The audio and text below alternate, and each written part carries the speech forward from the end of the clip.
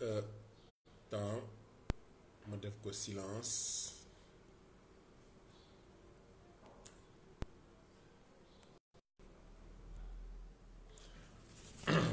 Bon, ci bi day déconnecté quoi. Asalaamaaleykum, j'espère que yéen a may dégg. dama bëggoon dugal casque yi mais day déconnecté. En fait li ma bëggoon wax mooy ci affaire Ousmane Sonko bi ak interview bi nga xam ne def na ko ci France 24. Am na polémique wax waxeet la loolu je pense que ne que bon la réponse la plus importante bi nga xam ne nii génn na mooy bi kiy joxe nu mu tuddati Sandiogou. Et la réponse dit effectivement ils se sont excusés donc wax na ne dootul ko defati duñu si comment dirais-je conférence de presse duñ fa nekk. Après ñoom ils se sont excusés comme boo waxee nit dara mën nga après bu nekkee ne il a fait l'acte que ne bon li mu def reconnaître na moom c'est tort, c'est-à-dire ñoo def interview jox juste la partie adverse wala beneen partie bi mu jox ko parole saa mu jox la ko. Donc je pense que loolu noonu bon c'est mineur. Maintenant pour ce qui est de l'interview dans l'ensemble pour man lépp c'était bien jusqu'à la fin. Pour man bi ñu waxee question Russie bi et bi ñu waxee question Russie bi à la fin man j'étais un peu, je ne dirais pas déçu mais sûrement faim, parce que je me dis que la réponse aurait pu être plus ferme sans être offensant pour la France ou pour qui que ce soit. Parce que il faut que ngeen comprendre en fait li nga xam ne moom mooy géopolitique. Et c'est très important pour Ousmane Sonko parce que Ousmane Sonko dafa dépasser Sénégal buy wax africain yëpp dañ koy déglu. Question Russie bi après dafa susciter ay réactions, notamment la réaction de Nathalie Yamb et la réaction de Kémi Seba après, parce que Kémi Seba dafa réagir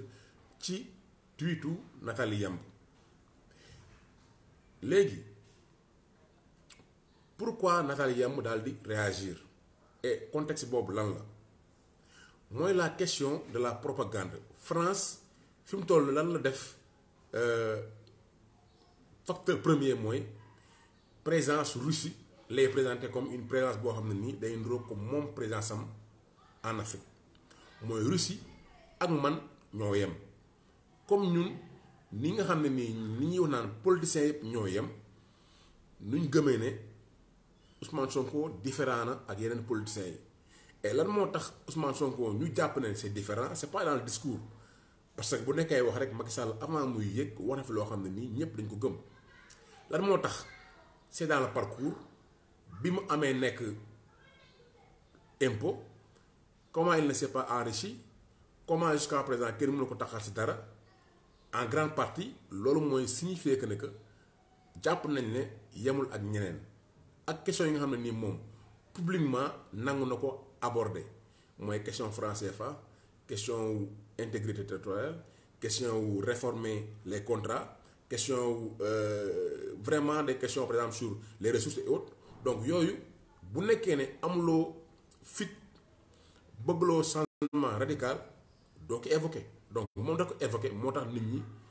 ñëw si moom. Léegi question russe bi c'est très important. Je pense que ne que Ousmane Sonko sur les questions de géopolitique, je pense que dans son cabinet ci ñi ko wër xam nañ bu baax peut-être, mais peut-être que non pour man par rapport ak enjeux yi ni mu présent par rapport ak médias yi. Tey Russie bu ñu la posé question ne la lan nga xalaat ci en fait boo amee manifestation, comment est-ce que les Africains sortent et di wax naan ñoom ils veulent la présence russe. Bon, il a dit que moom ce qui l'intéresse mooy que la collaboration entre le Sénégal et la Russie mu nekk collaboration bu équilibrée. C'est très bien répondu pour man. Et loolu pays dañu amee intérêt ku nekk daan défendre ses intérêts. Fi nga xam ne nii man je suis pas d'accord mooy et loolu remplacer un tuteur ou bien remplacer un colon ou bien remplacer un dominant par un autre dominant, c'est comme si da ngay renvoyer dos à dos Russie ak France alors que Russie mënul tolloo ak France vis-à-vis ñun de notre histoire vis-à-vis ñun de notre rapport ak les deux pays ak même l'Afrique en global et c'est dans ce sens-là que Nathalie Yamb daal def post tweetam dañuy dem ñu xool tweet bi nga xam ne nii moom mooy tweetu Nathalie Yamb buy répondre ci loolu donc tweet bi mi ngi nii dane de la même façon qu'on ne veut pas remplacer un maître par un autre loolu la Ousmane Sonko wax ne on ne veut pas remplacer un maître par un autre en parlant de la Russie et de la France mu yokk si ne de la même façon on ne veut pas remplacer un larbin par un autre à bon entendeur donc à bon entendeur lu ci topp mooy salut mooy yow nee nga il a pas mentionné Sonko mais tout le monde sait que bi mu koy wax Sonko moo taxoon mu wax ko bëgguloo changer ku lay dominer ku nekk sa njaatige par keneen mais ñu tamit bëgguñu ñoo xam ne nii dañuy nekk ay siboorukat ay nit ñu suufe ñu changer si comme si moom dafay présenter Macky Sall comme quelqu'un boo xam ne nii ku suufe la boo leen tapé vidéo Nathalie Yamb sur la Russie di nga gis ne à chaque fois dafay buy def la liste des influenceurs dans la liste des jeunes à suivre elle cite à chaque fois Ousmane Sonko day citer à chaque fois Guy Marius Sagna pour dire que naka elle a dafa estimer Ousmane Sonko mais quelqu'un la boo xam ne aussi dafa direct par ses positions te moom elle dit clairement que Russie dafa ñëw Afrique pour ses intérêts maintenant comme li ñu nit ñi di wax naan non Russie da koy fay moom ménage wul Russie elle dit que il faut que les Africains soient clairvoyants donc Ousmane Sonko am na aussi mu ne il faut que ñun ñu bañ a def comme si aussi à chaque fois dañuy génn rek il faut que ñu xalaat ne pas être peut-être enfantin ak yooyu noonu loolu ça peut porter à penser que est-ce que Mali wala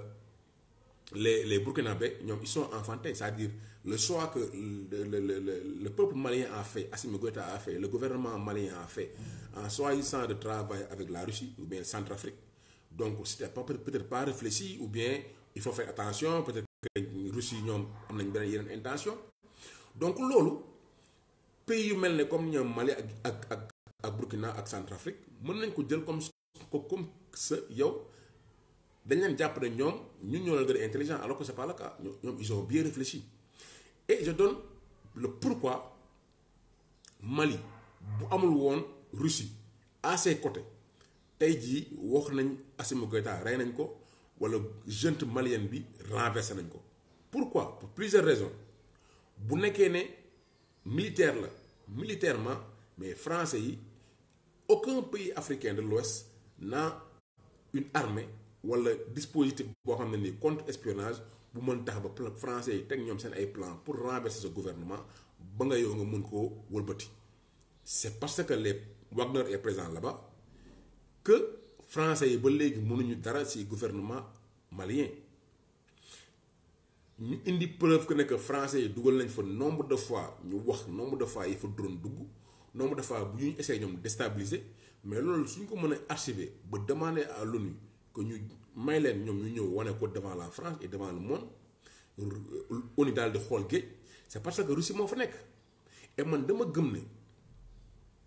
tey Sénégal bu changé woon régime et que régime boobu noonu doxal intérêt français yi mais français yi dañuy def tout pour renverser ko.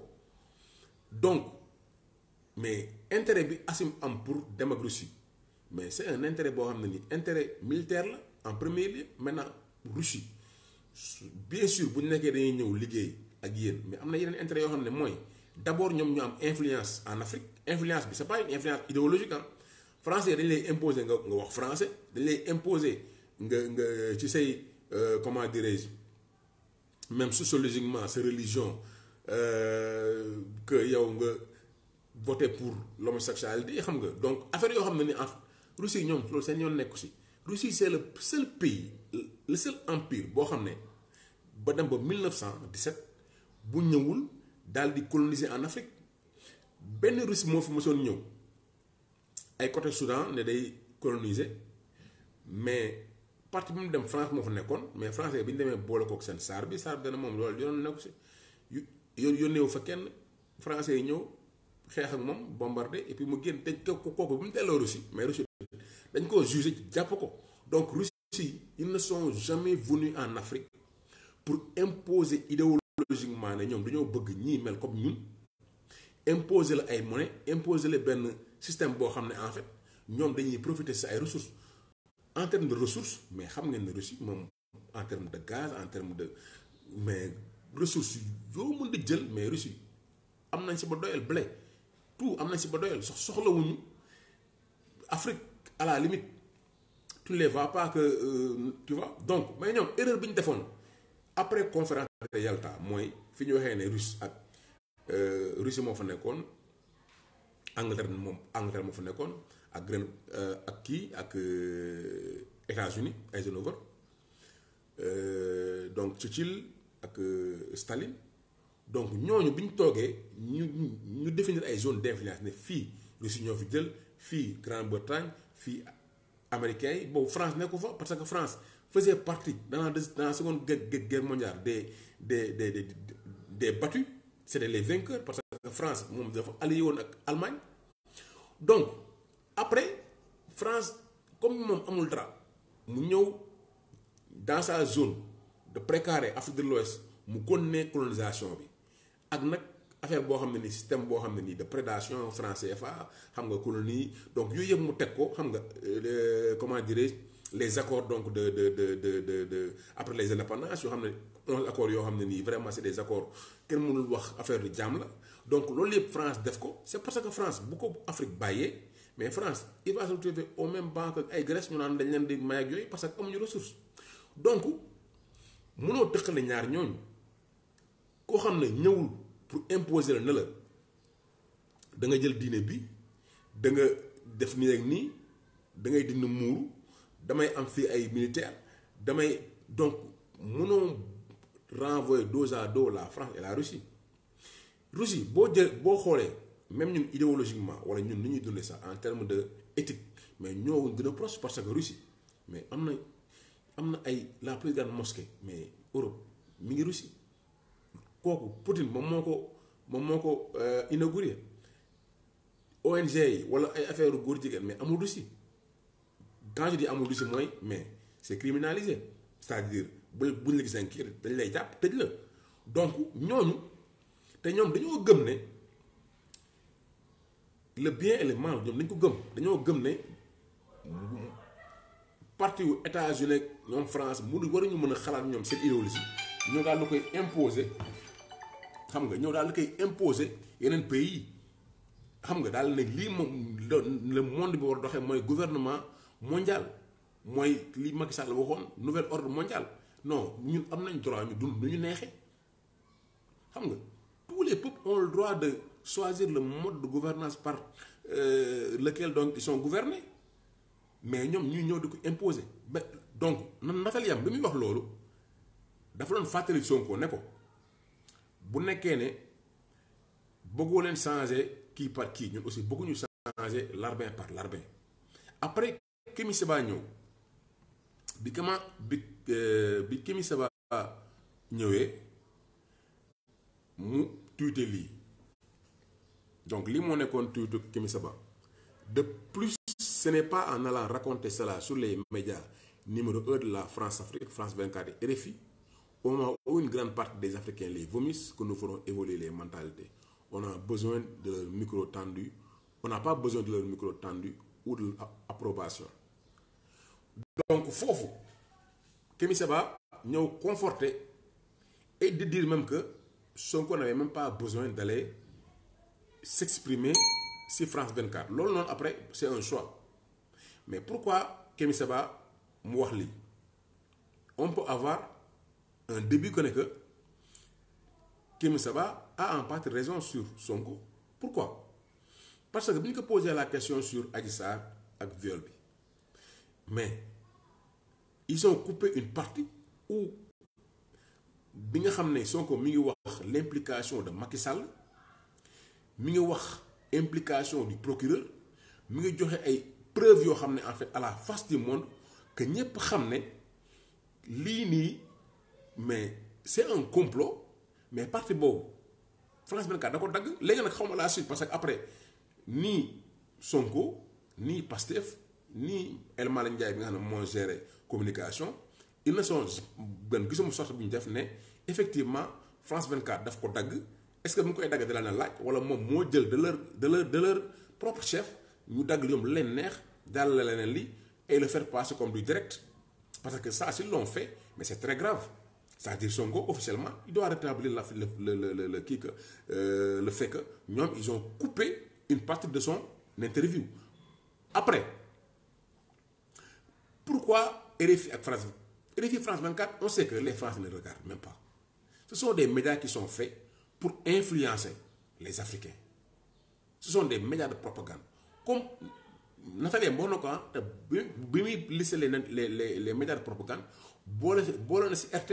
comme DW de Allemagne tu vois donc pour dire que Nathalie Yamb comme ni ko gars yi di waxee elle a pas sa langue dans sa poche te li muy wax du si xool Russie du si xool France mais Russie ni mu taxawee amuñu problème pour dégg loolu parce que ñoom amuñu si benn problème France moo am problème pour dégg li nga xam ne nii moom la Nathalie Yamb di wax ba mu jaral leen ñoom ñu def ko persona non grata en France donc Nathalie Yamb instant bi amul droit dugg France pour quelqu'un qui parle et pourtant eux ils disent que la liberté donc de dire ce que l'on pense donc pour voir que la France elle veut entendre que ce qu'elle veut donc bi mu waxee loolu Kémi Séba mu am keneen ku génn d'abord ñu nekk ci média yi xoola dafa am beneen tweet boo xam ne Geneviève Gutzinger moo ko def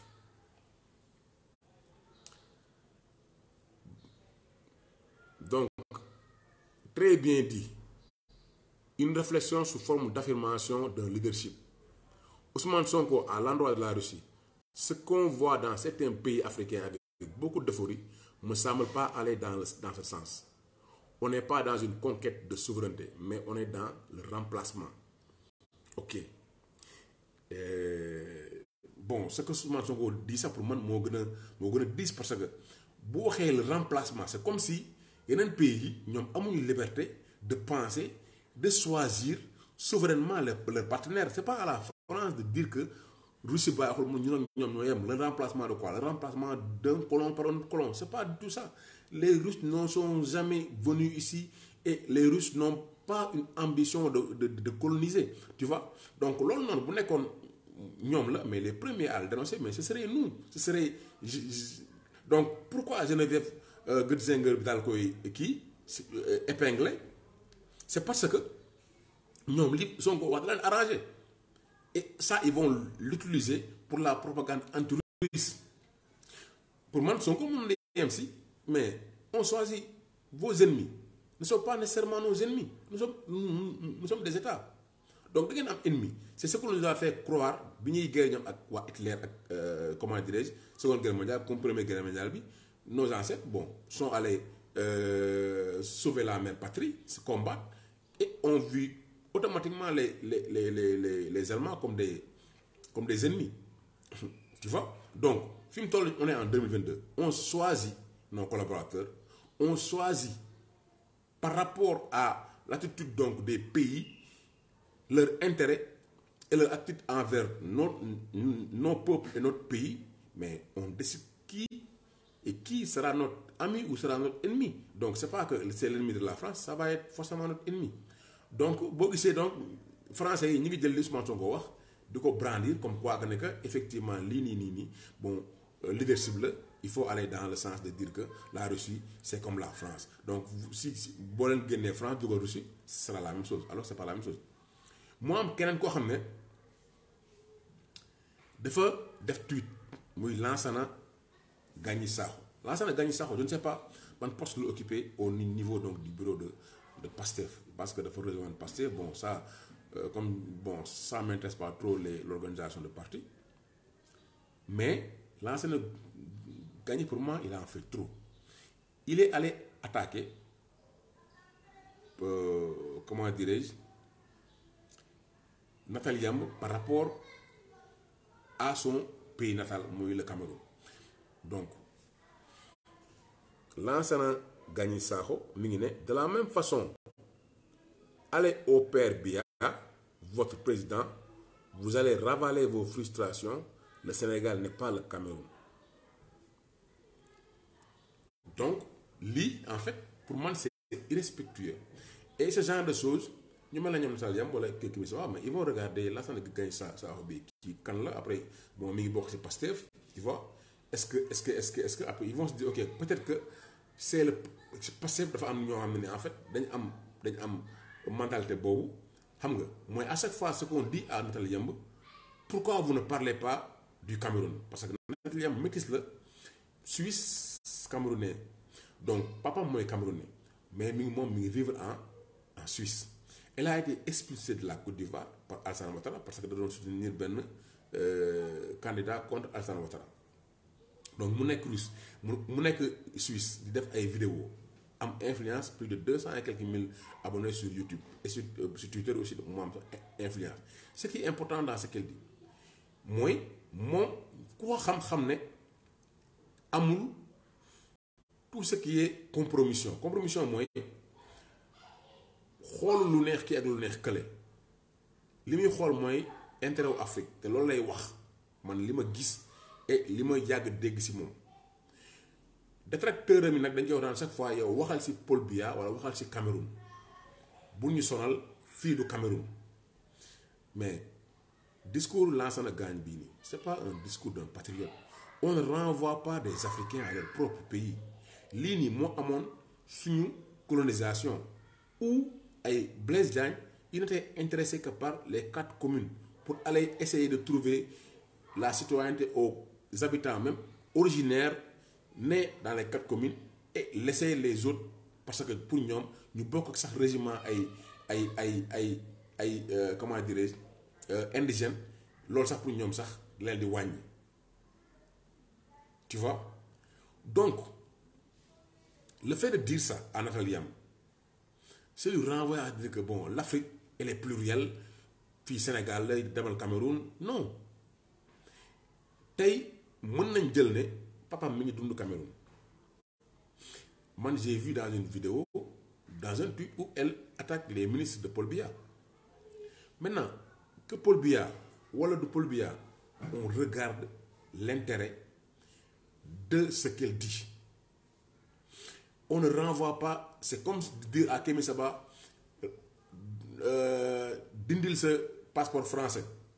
rentre au Bénin. Mais ce sont de petits mots yo xamné ay gars comme le docteur Lansana Gagny Sakho waruñu prêter le flanc ba koy renvoyer à nos compatriotes qui sont des panafricains. Quel que soit ñom sen nationalité, on doit penser pays, oui, mais on doit penser Afrique. Donc ce qu'il a fait là, je pense que Ousmane Sonko du ko def. Et je pense que képp ku conscient du ko def. Donc lui, c'est quelqu'un qui vient de, je pense, la paire. Nekkoon na c'est Macky Sall comme qui ou ONAS ñëw aussi, et depuis lors il est quand même assez pour moi extrémiste dans ses positions. Des fois comme ni mu wax Bougane assez bouganerie du genre. Donc pour moi des fois il en fait trop parce que lii nii c'est pas à lui de le dire et puis de le porter quelqu'un qui est dans un conseil peut-être de Pastef parce que c'est le parti de Ousmane Sonko. Et il ne faut pas minimiser l'influence que ces gens-là ont. C'est pas pour essayer de faire parce que moi peut-être que ça va ni ma estimer peut-être dans le estimer que ça va parce que ça va sur plus d'autres choses mom day wax mom tu vois. Alors que Nathalie Yamb ni muy waxee elle ne revendique rien amul lenn lu muy jéem a ut pour ne pour boppam la wala pour massification wala pour propagande. Donc pour moi discours am moo gën a équidistant et discours am moo gën a pour man sincère par rapport ak Kémi Séba donc pourquoi des gens comme Lansana pourraient juste leur lancer ces comment dirais-je arguments yoo xam ni c'est des arguments de deux balles qui ne correspondent pas à l'image qu'on se fait donc d'un patriote donc il faut le remettre comment dirais-je à l'ordre dire que effectivement lii kiiw vraiment ça ne correspond pas à l'image de Ousmane Sonko maintenant ceux qui disent que Russie ak France ñoo yem vous voulez juste dire un mot vous voulez juste dire ce que vous voulez mais Russie ak France bokkuñu quand on dit que ce sont des impérialistes mais qui a tué des Africains mais qui a signé des 11 accords mais qui garde notre argent mais qui veut que le langue française soit notre langue officielle mais Russie loolu yëpp defu ko donc il faut regarder il ne faut pas regarder à l'échelle pays il faut regarder à l'échelle macro pour comprendre en fait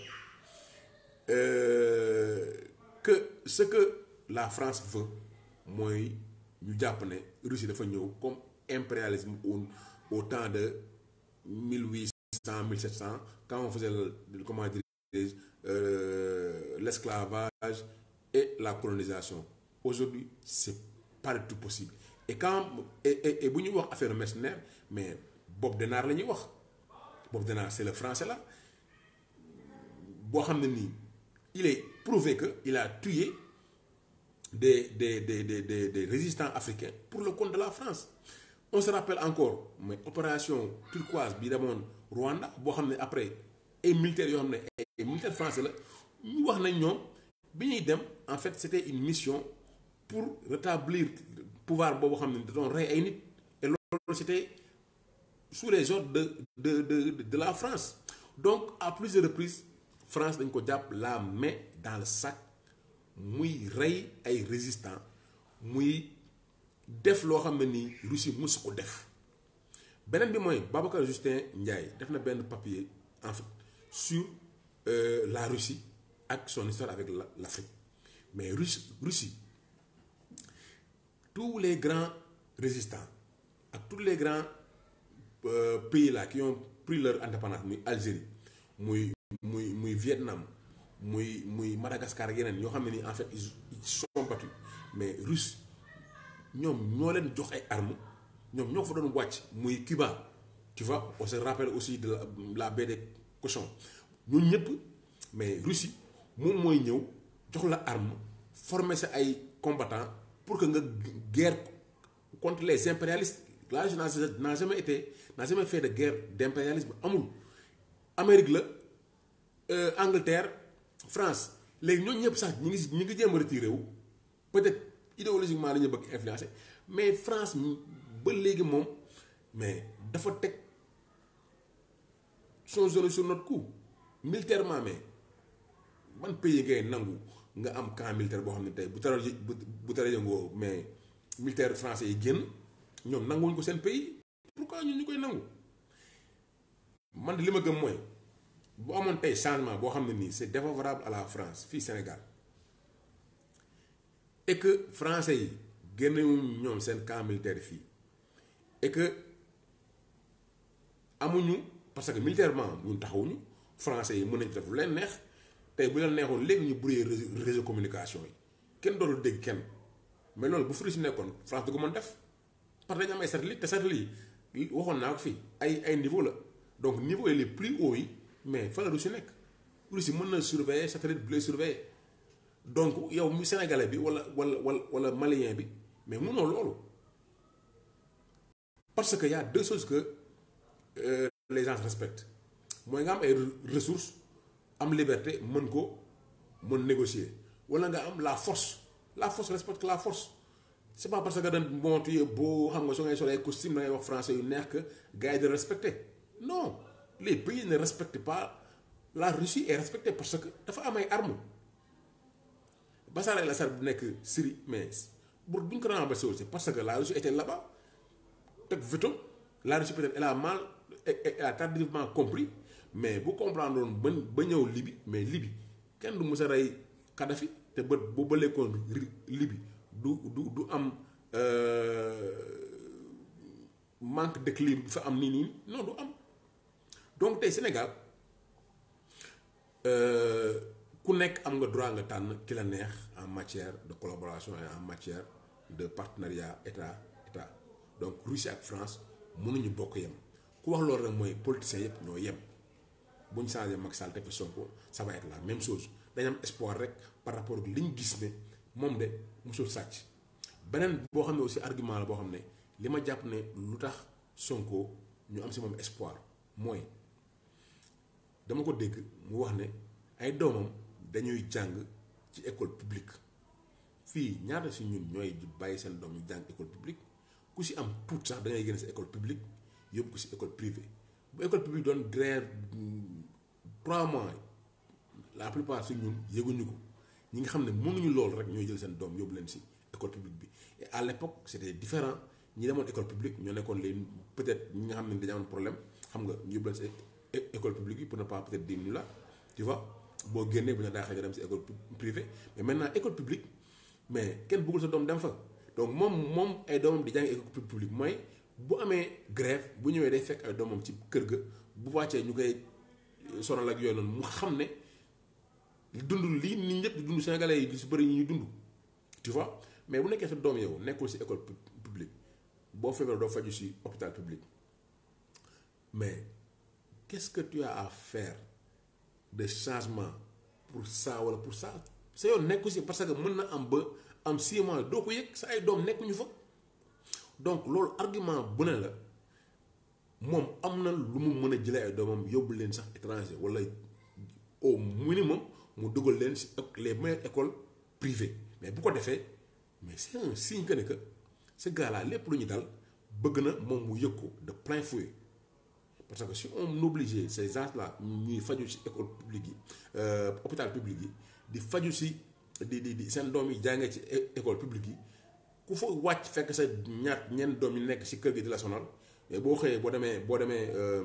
conseil des ministres mais vous allez trouver une solution jaajëf.